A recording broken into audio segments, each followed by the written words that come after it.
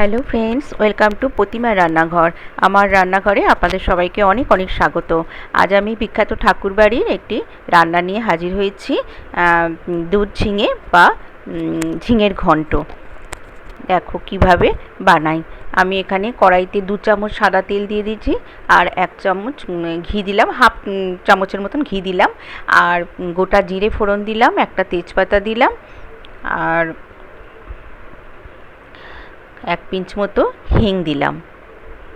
তোমরা চাইলে পুরোটা ঘিয়ে করতে পারো বা পুরোটাই সাদা তেলে করতে পারো, তবে একটু ঘি দিলে টেস্ট ভালো হবে, নিরামিষ রান্না তো। এবারে আমি কয়েক সেকেন্ড একটু নাড়াচাড়া করে নেব। হয়ে গেছে। এবারে আমি ঝিঙেটা দিয়ে দিলাম। ঝিঙে এরকম বড় বড় করে টুকরো করে নিয়েছি, যেমন আমরা ঝিঙে পোস্ত করি সেরকমভাবেই কেটে নিয়েছি। খেতে খুব সুন্দর হয় বন্ধুরা।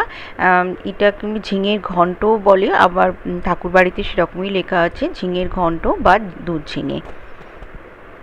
এই নিরামিষ রেসিপিটি যে কোনো নিরামিষ দিনে আপনারা বানিয়ে নিতে পারেন, আর খেতে অপূর্ব হয়, ভাতের সাথেও ভালো লাগবে, আর লুচি, পরোটা, রুটি সাথেও খুব সুন্দর লাগবে খেতে।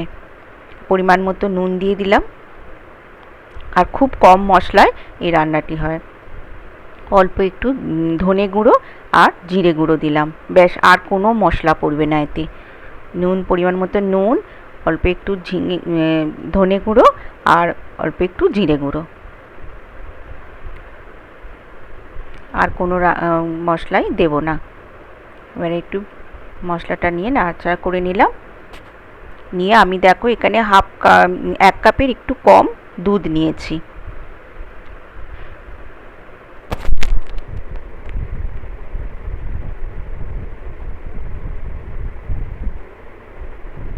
দিয়ে দিলাম দুধটা। এখানে আমি লিকুইড দুধ ব্যবহার করছি।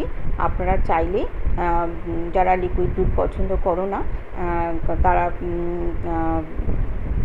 পাউডার দুধও ইউজ করতে পারেন।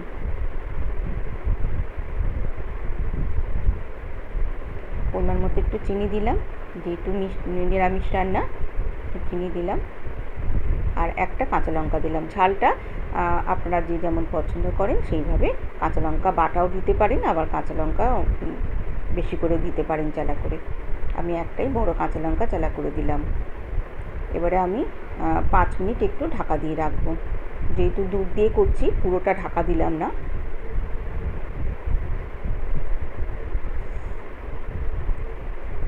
দেখো 5 মিনিট পর নাড়াচাড়া করে দিচ্ছি।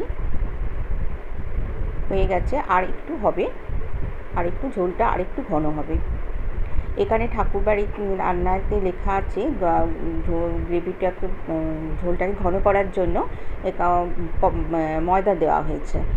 তো আমি এখানে অল্প একটু ময়দা দিলাম, মানে 1 চামচেরও কম একটু ময়দা দিলাম, থিকনেসটা আনার জন্য।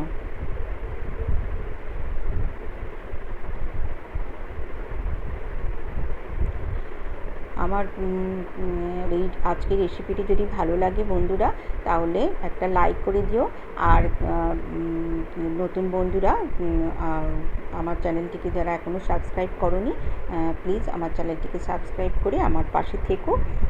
সবাই খুব ভালো থেকো। দেখো রেডি হয়ে গেছে আমার এইরকম গ্রেভির মতন হবে, খেতে খুব সুন্দর হয় বন্ধুরা। আবারও বললাম, আমি একটা প্লেটে সার্ভ করে দেখাচ্ছি। দেখো কত সুন্দর হয়েছে। সবাই খুব ভালো থেকো। সবাইকে অনেক অনেক আমার ভালোবাসা জানিয়ে আজকের ভিডিওটি এখানেই শেষ করছি। টাটা।